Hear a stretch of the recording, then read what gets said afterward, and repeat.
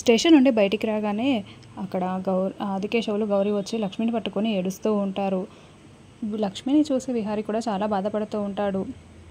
కాసేపటికి ఎస్ఐ వచ్చి పదండి కోర్టుకి వెళ్ళాలి పదండి అని ఎస్ఐ చెప్పగానే సరే అని లక్ష్మికి ధైర్యం చెప్తూ ఇక అక్కడ నుండి తీసుకువెళ్ళిపోతారు. విహారీ వెనకాల కార్లో వెళ్తూ ఉంటారు. ముందు జీప్లో లక్ష్మి వాళ్ళు వెళ్తూ ఉంటారు. సహస్ర ఒక్కసారిగా టెన్షన్ పడుతూ ఏంటిది ఇప్పుడు అక్కడికి అత్తయ్య అమ్మ వాళ్ళు కూడా వెళ్తున్నారేమో, కోర్టు దగ్గరికి వాళ్ళు వచ్చారు అంటే ఈ ఆదికేశవులు గౌరీని చూశారు అంటే బావది అసలు నిజం బయట పడిపోతుంది, అప్పుడు నా పరిస్థితి ఏంటి అని సహస్ర కంగారు పడుతూ ఇంకా అక్కడ నుండి ఫాస్ట్గా పక్కకి పరిగెత్తుకుని వచ్చి ఫోన్ చేస్తూ ఉంటుంది అంబికకి.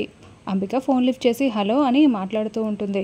పిన్ని మీరు ఎక్కడున్నారు అని అడుగుతూ ఉంటుంది. మేము కోర్టుకి బయలుదేరాం అని అంబిక చెప్పగానే ఇప్పుడు కోర్టుకి మీరెందుకు, అవసరమా, వద్దు పిన్ని అని అంటూ సహస్ర చెప్తూ ఉంటుంది. వద్దంటావేంటి, వెళ్ళాలి, అక్కడ ఏం జరుగుతుందో చూడ్డానికే వెళ్తున్నాం. మీ అమ్మ నేను దానికి శిక్ష పడాలని, దానికి ఎన్ని రోజులు శిక్ష పడుతుందో తెలుసుకోవద్దా, మేము ఎలాగైనా వెళ్ళాలి అని అంటూ ఉంటుంది. ఇక అప్పుడే ఇప్పుడు వద్దు పిన్ని మనం తర్వాత వెళ్ళొచ్చు అని అంటూ ఉంటుంది సహస్ర. తర్వాత ఇంకేముంటుంది వెళ్ళడానికి, ఇప్పుడే వెళ్ళాలి అని అంబిక ఫోన్ పెట్టేస్తుంది. సహస్ర చాలా టెన్షన్ పడుతూ అబ్బా ఇప్పుడు ఏం చేయాలి, ఆదికేశవుల వాళ్ళు అక్కడే ఉన్నారు, వీళ్ళు వెళ్తున్నారు, ఇప్పుడు ఏం చేయాలి. ఇక వెంటనే సహస్ర కార్ తీసుకుని బయలుదేరుతుంది. లక్ష్మిని కోర్టు దగ్గరికి తీసుకురాగానే పోలీస్ వాళ్ళు ఆ పక్కన నిలబెట్టి ఉంటారు. విహారీ ఆదికేశవులు గౌరీ వాళ్ళు కూడా అక్కడికి వస్తారు. ఆదికేశవుల వాళ్ళు చూసి లక్ష్మిని చూస్తూ ఏడుస్తూ ఉంటారు. ఇక లక్ష్మి బాధగా నిలబడి చూస్తూ ఉంటుంది. ఇక అల్లుడు గారు అమ్మాయిని నిర్దోషిగా విడిపిస్తారు కదా అని అంటూ ఉంటే విడిపిస్తాను మామయ్య, మీరేం కంగారు పడకండి, మీరు నిశ్చింతగా ఉండండి, నేను చూసుకుంటాను అంతా అని విహారీ అంటూ ఉంటాడు. అలా అనేసరికి ఇక అప్పుడే ఆదికేశవులు చాలా బాధపడుతూ చూస్తూ ఉంటాడు. ఇక సహస్ర వచ్చి చాటుగా చూస్తూ వీళ్ళు ఇక్కడే ఉన్నారు, అమ్మ వాళ్ళు అత్తయ్య వాళ్ళు అందరూ వస్తున్నారు, వీళ్ళని చూశారంటే బావకి లక్ష్మితో పెళ్ళైందన్న విషయం తెలిసిపోతుంది, ఇప్పుడు ఏం చేయాలి నేను అని సహస్ర కంగారు పడుతూ చూస్తూ ఉంటుంది. అప్పుడే విహారీ ఇలా అంటూ ఉంటాడు. లక్ష్మి నువ్వు భయపడకు, నేను చూసుకుంటాను అని అంటూ ఉంటాడు. సరే విహారీ గారు అని లక్ష్మి అంటుంది. ఆదికేశవులకి ఆయాసం ఒక్కటేసరిగా ఎక్కువగా వస్తూ ఉంటుంది. ఊపిరి పీల్చుకోవడానికి ఇబ్బంది పడుతూ ఉంటాడు. అప్పుడే సడన్గా ఏమైంది నాన్న అని లక్ష్మి కంగారుగా అడుగుతూ ఉంటుంది. 2 రోజులుగా ఇలాగే ఉందమ్మా మీ నాన్న పరిస్థితి, టెన్షన్ పడుతూ ఉన్నాడు అని చెప్తూ కొంచెం సరిచేస్తూ ఉంటుంది. మామయ్య గారు మీరు కంగారు పడకండి, లక్ష్మిని సేఫ్గా బయటికి తీసుకొచ్చే బాధ్యత నాదని చెప్పాను కదా అని విహారీ అంటూ ఉంటాడు. మీరు ఎందుకు కంగారు పడుతున్నారు అని అంటూ ఉంటే ఆదికేశవులు నాకు భయంగా ఉంది బాబు అని అంటూ ఉంటాడు. లాయర్ అప్పుడు చూడండి ఆయన ఇక్కడ ఇలానే ఇక్కడే ఉంచితే అక్కడ లోపల అడిగే మాటలకి తట్టుకోలేక బాధపడుతూ ఏమన్నా అయ్యే ఛాన్స్ ఉంది, తనని ఇక్కడ నుండి పంపించండి అని లాయర్ చెప్పగానే లక్ష్మితో కూడా నువ్వు తప్పు చేయలేదు, నువ్వు కరెక్ట్గా వాదించాలి అని లాయర్ చెప్తూ ఉంటాడు. ఎస్ఐ గారు ఇక్కడ మాట్లాడుకుంటే మీకేం అభ్యంతరం లేదు కదా అని అడుగుతూ ఉంటాడు. ఇది మీ ప్లేస్, మీరు మాట్లాడుకుంటే తప్పేం లేదు అని ఎస్ఐ అంటూ ఉంటుంది. జడ్జి గారు వచ్చే వరకు మాట్లాడుకోండి అని చెప్తుంది. ఇక అప్పుడే లాయర్ చెప్తూ ఉంటాడు. అక్కడ వాళ్ళు చాలా తికమక ప్రశ్నలు వేస్తూ ఉంటారు లక్ష్మి, నువ్వు మాత్రం చాలా జాగ్రత్తగా మాట్లాడాలి అని చెప్తూ ఉంటాడు. సరే అని లక్ష్మి అంటుంది. ఇక ఆదికేశవులకి ఇంకా ఆయాసం తగ్గకపోవడంతో మామయ్య గారు మీరు కూల్గా ఉండండి అంటాడు. తను కూల్గా ఉండలేడు విహారీ, ఇంకా లోపలికి వెళ్ళాక ఆ ప్రశ్నలు వింటే తట్టుకోలేడు, ఆయన ఇక్కడ నుండి పంపించండి అని లాయర్ చెప్తూ ఉంటే నేను ఇక్కడే ఉంటాను, నేను వెళ్ళను అని ఆదికేశవులు అంటూ ఉంటారు. ఏమయ్యా మీరు చాలా ఇబ్బంది పడుతున్నారు, అక్కడ పక్కకి వెళ్ళి కూర్చుందాం పదయ్యా అని గౌరీ తీసుకువెళ్తూ ఉంటుంది. వెళ్ళండి మామయ్య అని విహారీ పంపిస్తాడు. వాళ్ళు వెళ్ళి చెట్టు కింద ఒక దగ్గర కూర్చోవడానికి వెళ్తూ ఉంటారు.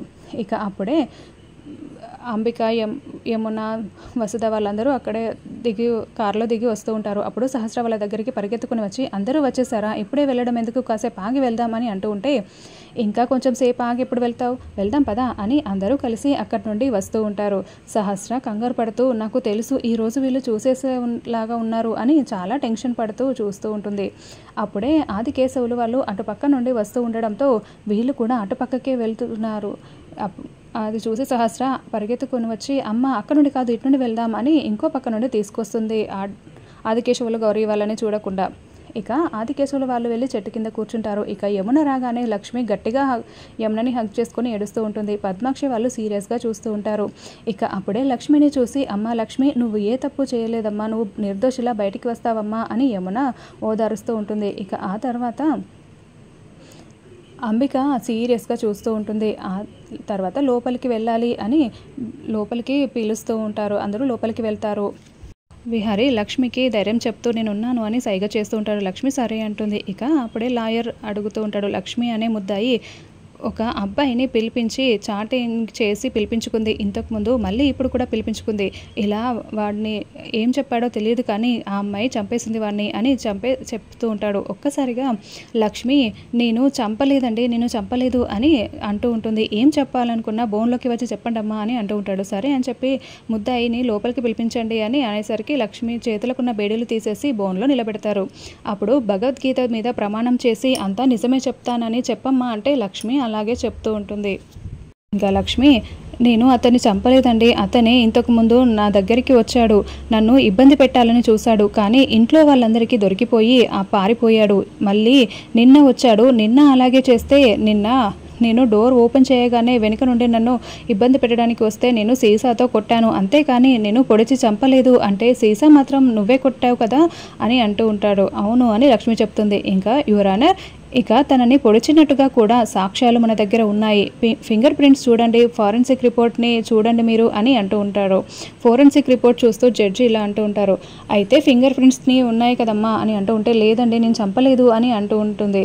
చంపలేదంటావేంటి, ఇంతకుముందు పిలిపించుకున్నావు, ఏమేమో రాసలీలలు నడిపించుకోవడానికి ఇంతకుముందు పిలిపించుకుంది, మళ్ళీ పిలిచింది, వాడేదో తేడా కొట్టేసరికి ఇక చంపేయాలని చూసింది అంటూ ఉంటారు. ఇది అబద్ధం అని విహారీ గట్టిగా అరుస్తాడు. అలా అరిచేసరికి ఏమున్నా బోన్లోకి వచ్చి చెప్పండి బాబు అని జడ్జి చెప్తారు. అంటే విహారీ కూడా బోన్లోకి వెళ్ళి చెప్తూ ఉంటాడు. తను తప్పు చేయలేదు, తను అలా చేసే మనిషి కాదు అని అంటూ ఉంటే సాక్ష్యాలు ఉన్నాయా అంటే లేవు అని విహారీ అంటాడు. ఇక్కడ జడ్జి గారికి లాయర్ చెప్తుంటాడు. ఇక్కడ మాత్రం అన్ని సాక్ష్యాలు ఉన్నాయి ఆ అమ్మాయికి వ్యతిరేకంగా, ఆ అమ్మాయి చాటింగ్ చేసి పిలిచినట్టుగా ఇదిగో లిస్ట్ కూడా తీసుకొచ్చాం చూడండి అని లిస్ట్ ఇస్తారు. అది ఫేక్ అని విహారీ అంటూ ఉంటాడు. ఫేక్ అని నువ్వెలా చెప్తావు అంటే ఒకసారి మీ మొబైల్ నెంబర్ చెప్పండి అని అంటే మొబైల్ నెంబర్ చెప్పగానే ఇక మెసేజ్ పంపించాను చూడండి అంటే చూస్తూ ఉంటారు. అది లక్ష్మి నెంబర్ నుండి వచ్చింది చూడండి, ఇది ఈ మధ్య ఏఐతో కూడా అలా చేస్తున్నారు అని చెప్తూ ఉంటాడు విహారీ.